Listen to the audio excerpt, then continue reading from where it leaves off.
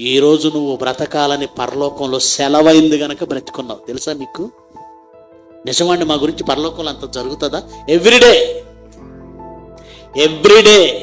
ఒక రోజు స్టార్ట్ అవుతున్నప్పుడు మీ పేర్లన్నీ పరలోకమందున్న మీ తండ్రికి దగ్గరకు వస్తాయి.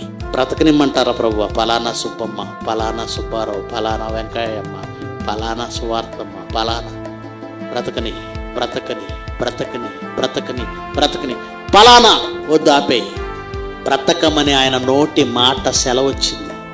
అందుకే నువ్వు నేను బ్రతుకున్నావు. మనం అనుకుంటున్నాం మనం సంపాదించుకున్న ఆహారం వల్ల బతుకుతున్నాం. రతన్ టాటా చచ్చిపోయాడు, ఆహారం లేక చచ్చిపోయాడా? కోట్ల, వందల, లక్షల కోట్ల రూపాయలు. జయలలిత చనిపోయింది ఆహారం లేక చనిపోయిందా? దేవుని మాట సెలవు ఉండాలి. బ్రతుకు అని ఆయన అన్నప్పుడు ఇవేవి లేకపోయినా బ్రతికేస్తాం. కనుక ఏం తినాలి, ఏం త్రాగాలనేది నువ్వు ఆలోచించకూడదు. ఎవరు ఆలోచిస్తారు? ఆయన ఆలోచిస్తాడు. నువ్వేం చేయాలి? మొదట దేవుని రాజ్యం గురించి వెతుకు. ఆయన రాజ్యం ఎక్కడ? ఆయన రాజ్యం కోసం ఏం చేయాలి? ఆయన రాజ్యంలో అనేక మందిని ఎలా చేర్చాలి?